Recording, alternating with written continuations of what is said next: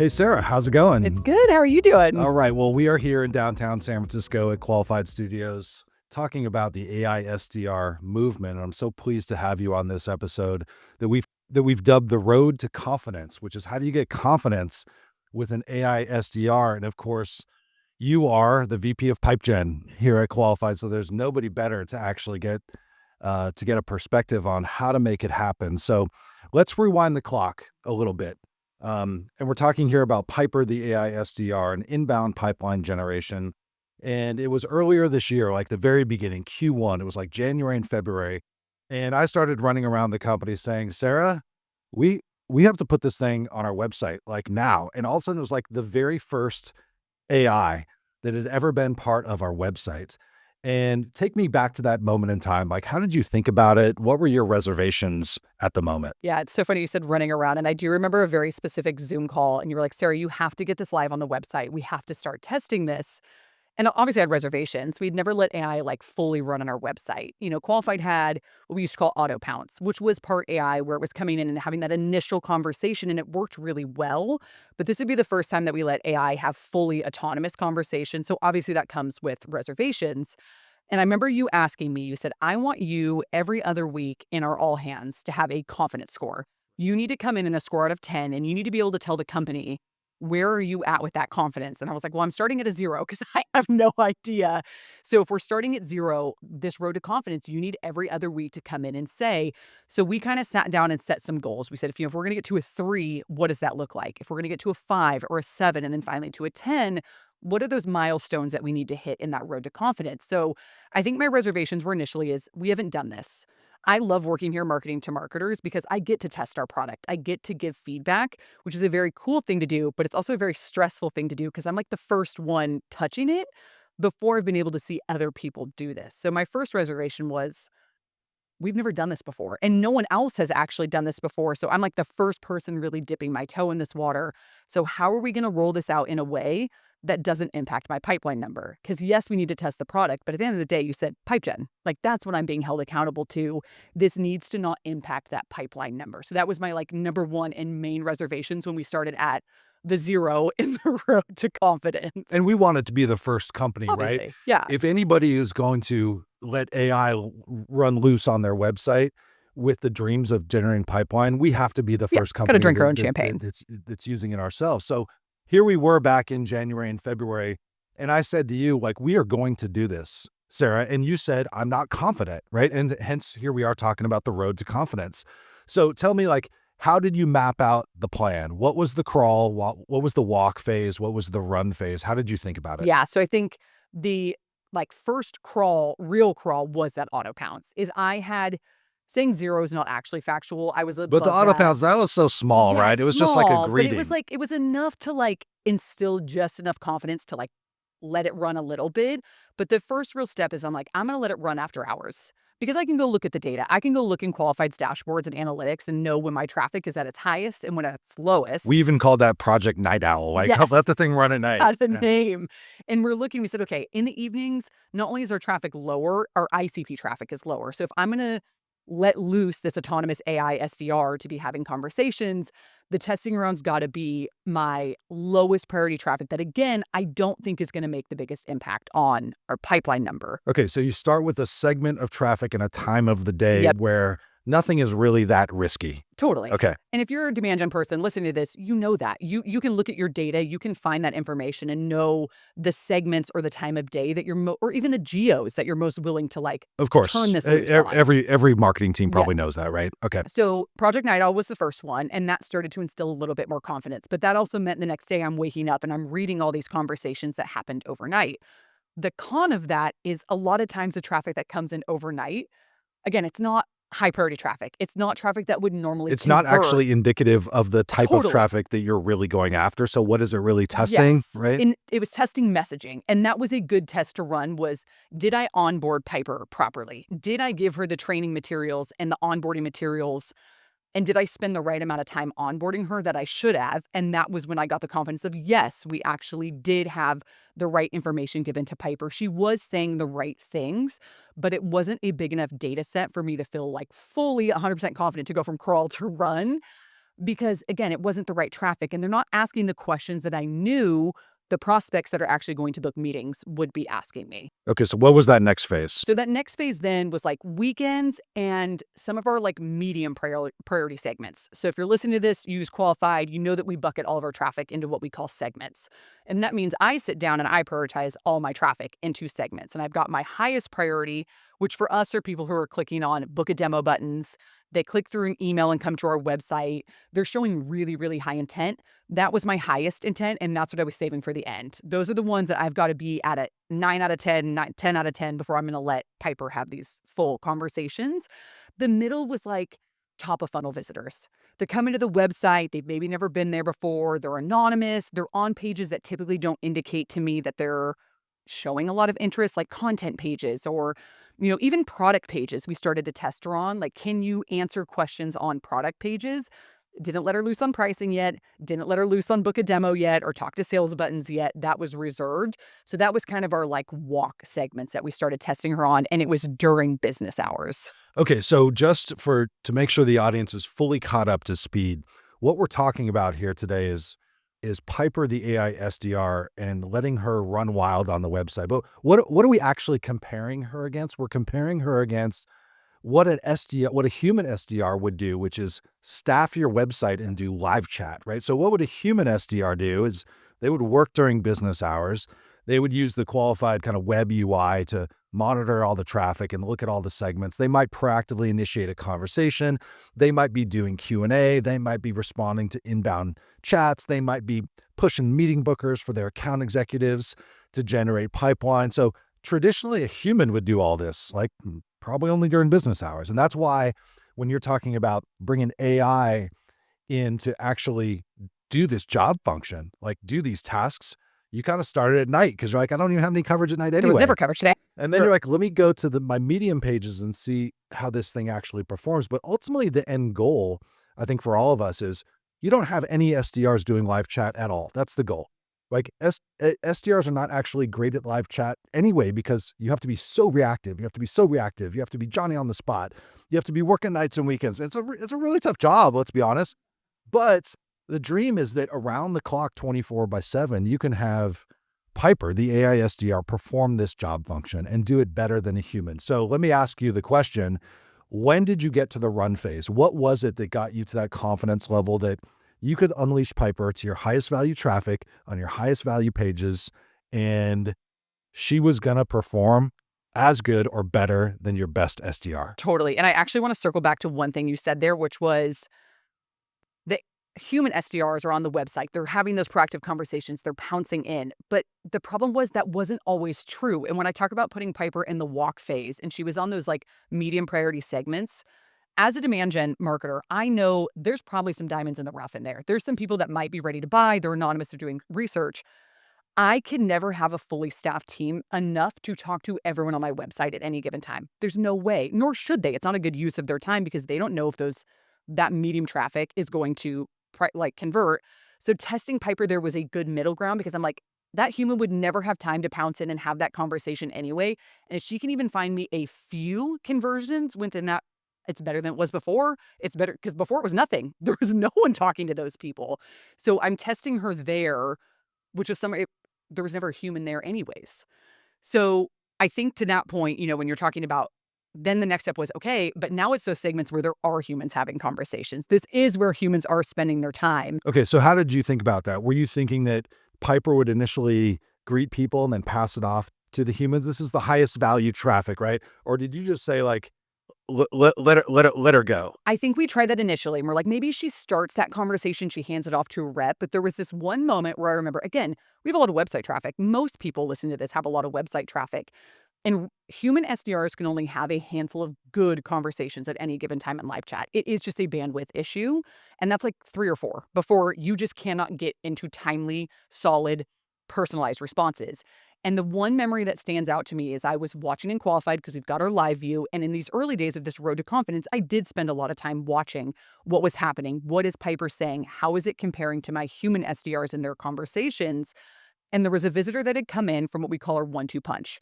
So it was an outreach click through. They clicked through an email, they'd come to our website. Those are typically really high conversion actions for us. They've shown interest, they want to book time, and the reps, typically the human reps, will try to jump in and have those conversations, but they didn't. They missed it. They're in another conversation. They were single staffed, and Piper started that conversation, and I'm watching it. I'm like, oh God, what? And I'm like, should I jump in? Should I start having this conversation? And I remember the visitor asked a really specific, like, product question, and the answer came back instantaneously because Piper's just working that fast. And she responded with several sentences. She linked to something that I'd kind of forgotten even existed, which means our human SDR had no idea that it even existed. And it was such a good response.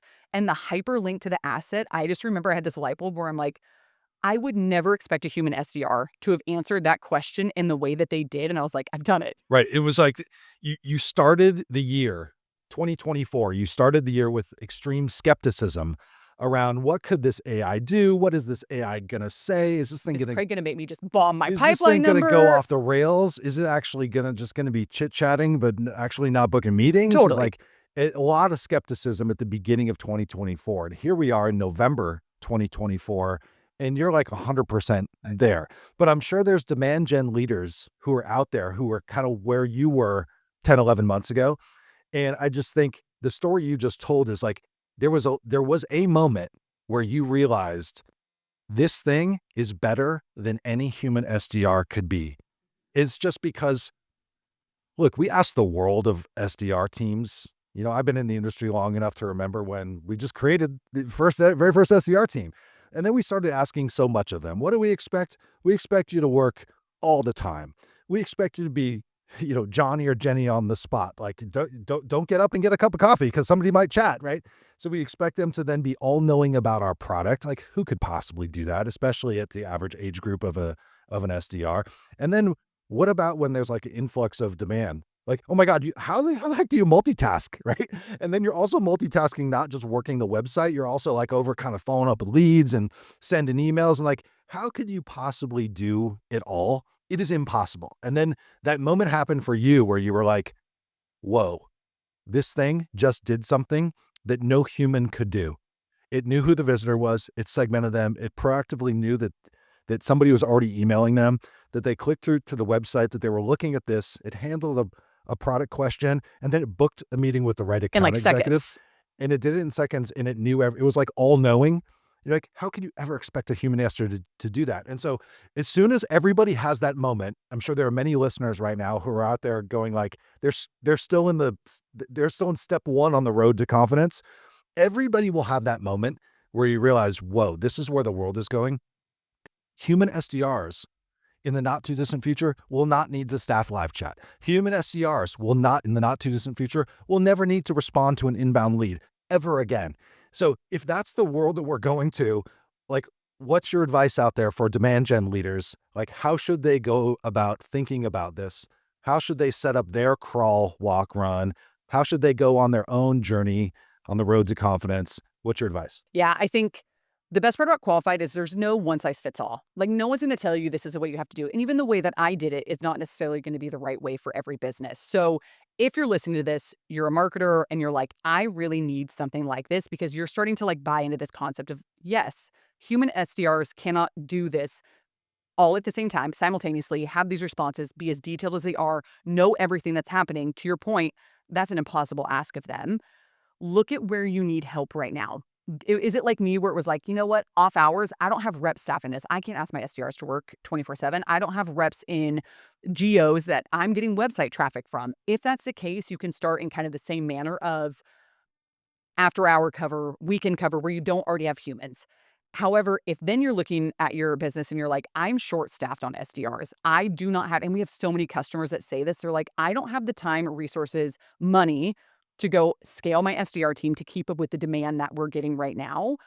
I need to backfill, but I don't want to backfill and I don't want to invest that time. That's an area that you can bring in an AI SDR to start backfilling that. Don't put a human on it, go put AI on it because you're not going to be taking all the time and the hours and the months of training them. And then, oh, lo and behold, 14 months, they've moved on and now you have to start over and do it again. So that backfilling is a really key area.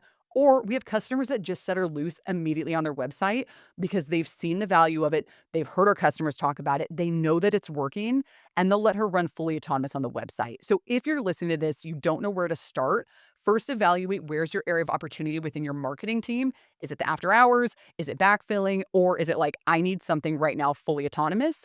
You can do any of those, and I can promise you Piper's going to crush it no matter where you put her. Okay, so you're talking a lot about you just said marketing, marketing, marketing. We're talking here about the marketing funnel. We're talking about classically tasks and functions that a human SDR would serve in the inbound marketing funnel. Those being like live chat, lead follow up after events, or form fills from our website. So we're kind of in this realm of marketing. But if we zoom out a second and we talk about AI SDRs in general, like a ton of people in the industry are talking about AI SDRs, and it means a lot of different things to a lot of different people. So let me break it down for our audience and then just kind of get your perspective on it. There's a set of AI SDRs. I would put Qualified and Piper in this category. Call them uh, inbound AI SDRs or marketing AI SDRs, actually. And then and basically what those do, obviously, is they like handle all the tasks of a marketing organization, working the website, following up with leads, all those things. Then there's a second set of AI SDRs that are really kind of sales or outbound prospecting AI SDRs.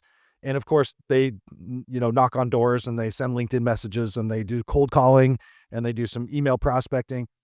But in general, people are thinking about like, oh my God, I heard this term AI SDR. What do I do? How do I think about it? So speak to the entire audience of marketers. Like as a VP of marketing yourself, what would you say to all the marketers out there about how to think about the world of AI SDRs? Yeah, Where do I start? if you're starting to think about it, you said it a whole bunch of times, it's marketing. Because at the end of the day, that's the numbers that you're held accountable to. That's the funnel, the numbers that you care about. So if you're a marketer and you're hearing the term AI SDR out there a lot, first ask yourself, where do you need that? Do you need it in your marketing organization? Do you need help with more conversions? Do you need more marketing source pipeline?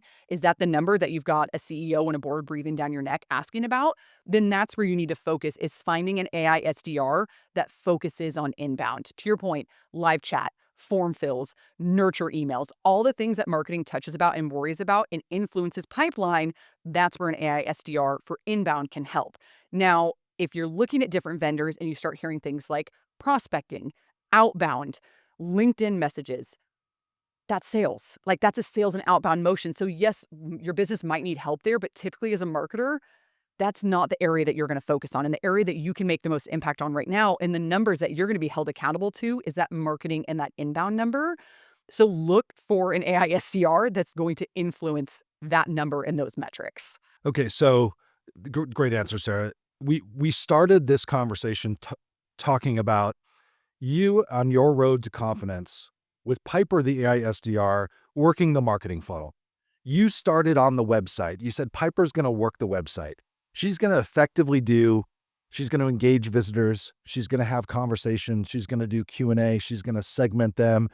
She's going to try to accomplish her goals for the high priority segments. She's going to book meetings for account executives. She's going to generate pipeline, and she's going to be centered right on the website. Okay. And that obviously makes a lot of sense because in the world of marketing, the website is like in the solar system of marketing, the website is like the sun, right? Everything points to and revolves around the website. What's next? Okay, here we are, November 2024. You've got Piper cranking the website. You're feeling extremely 10 out of confident. 10. You've let her loose on every single segment of website traffic. You're 10 out of 10 on confidence. What's next? Next is Piper email. But what's so interesting about Piper email and why I'm so excited, one, we get to What start do you mean Piper email? And like, what is the use case for Yes. people So out there? Piper email's use case and why I'm really excited about it is it's marketing specific use cases. So think event leads. We go to events all the time. I'm at events all the time. We get a ton of leads from those events. My SDRs hate working them. I hand them to them and they roll their eyes and they're like, I don't want to deal with these again because there's thousands of them and I'm busy and I'm staffing live chat and I'm trying to do all these other things. I can have Piper email all of those event leads and know that every single one of them is getting worked in a personalized way. That's number one. The second one is what Piper's doing right now on the website typically focuses on people that are ready to convert. Now, she's really good at getting people that might be on the fence into converting, but there is an intent to convert that's already happening, whether she's having a conversation, they're trying to book meetings, but there's a whole slew of visitors that come to the website that aren't quite there yet and aren't ready to book. And I don't want to write nurture sequences anymore because it's just me as a human trying to guess, what do you want to read about? And when should I send that to you? Is it every day? Is it every other day? Is it every week? It's so rigid in what I have to build from a marketing nurture perspective, and I can let Piper do that now and take all of those leads that aren't ready to buy yet, whatever you call those at your organization that just sit in your marketing automation system and they go stale and you forget about them, and then they get these random emails every once in a while for a webinar, they get on a drip sequence. Piper can handle that. And now I get to have her handle all of those leads and nurture them in a way more personalized way that takes off a burden off of me and a MOPS person and an email writer. They don't have to do that anymore, and she can do all that. So now I'm starting that road to confidence in Piper email.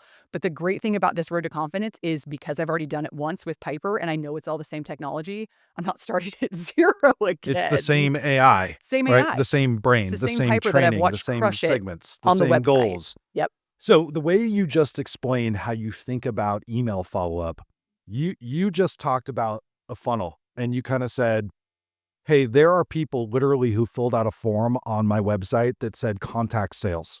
Okay, that's clearly what should Piper try to do? Piper should try to follow up with them and get them a meeting with our sales team. Okay, I think that's obvious to people. The thing that might not be so obvious, and I was just in a conversation on LinkedIn with an individual in our industry recently about this, and I said, you know what, Piper, the AI SDR, can follow up with event leads, and somebody said, come on, event leads, they're not ready to talk to sales. And I said, well, that's what's crazy is that Piper knows that, and she doesn't have to shove a calendar invitation down their throats. She could know, hey, guess what? You just got back from this amazing conference where we talked about X, Y, and Z, and you probably saw us present about A, B, and C. Maybe the next thing that I should invite you to is one of our private events with other customers. That might be really interesting. And she can decide what to offer that individual at that company on the fly. That is crazy for anybody who grew up in the world of marketing automation. And you just said the word journeys. If you grew up with a journey builder, that idea is insane. But talk to us a little bit about your perspective on that.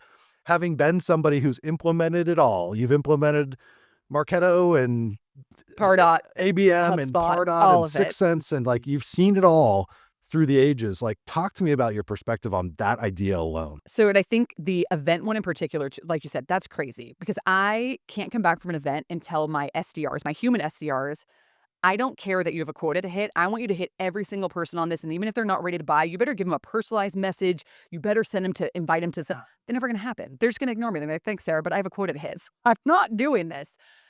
Piper doesn't care. Piper can do this infinitely and follow up with every single lead. So that for me is exciting. And then you talk about journey builders. I would say the bane of my existence, I came up in digital marketing, was building drip sequences and journey builders. Because again, I'm guessing. Now I have a lot of data, so I'm not really guessing. I'm taking pretty educated guesses on what emails to write, but they're so rigid.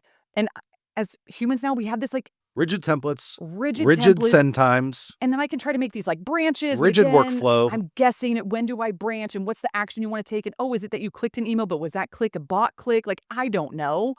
It's all very rigid and it's a lot of guesswork. Here's the thing. Anytime you see a workflow journey builder, it's indicative of the world that existed before AI. Yes. Right? And that's ultimately where this is all going. Sarah, this has been an incredible episode of the AI SDR movement. Thanks for joining me in Qualified Studios Yeah, today. this is great. Yeah, it was great. Thank you.